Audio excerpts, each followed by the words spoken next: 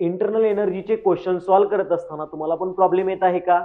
जर तसा असेल तर रिलेटेड व्हिडिओज मधला तो व्हिडिओ पहा आणि आता तुमच्या स्क्रीनवरती जो क्वेश्चन दिसत आहे तो पॉज करा आणि सॉल्व्ह करण्याचा प्रयत्न करा. जर तुम्ही क्वेश्चन नीट वाचला असेल तर क्वेश्चन मध्ये बघा तुम्हाला इंटरनल एनर्जी चेंज विचारलेला आहे आणि फॉर्मेशन एन्थाल्पीज दिलेले आहे. म्हणजे काय बघा, तुम्हाला पहिला तर फॉर्म्युला हा माहिती पाहिजे की delta H is equal to delta U plus delta n g RT आहे आणि याच्यावरून तुम्ही एन्थाल्पी आणि इंटरनल एनर्जी चेंज याच्यामध्ये रिलेशन फाइंड करू शकता. दिलेल्या रिएक्शन वरून पहिला तुम्हाला एन्थाल्पी फाइंड करायला पाहिजे. बघा काय दिलेलं इक्वेशन आहे, हे फॉर्मेशन एन्थाल्पीज दिलेले आहेत. आपल्याला माहिती आहे जर फॉर्मेशन एन्थाल्पीज दिल्या असतील तर एन्थाल्पी कशी फाइंड करायची, तर delta H not is equal to formation of product minus formation of react.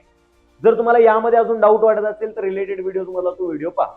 Values put केल्या बघा, 2 इंटू, कारण 2 आहेत एचएफ म्हणून 2 इंटू याची enthalpy plus oxygen standard state मध्ये त्यामुळे त्याचं 0 मायनस रिएक्टंट. रिएक्टंट कोण कोण आहे तर OF2 आणि H2O. तर OF2 चं 20 आहे आणि H2O चं -250 आहे. ते पुट केलं, याच्यावरून आन्सर आला delta H not is equal to -310 kilo joule.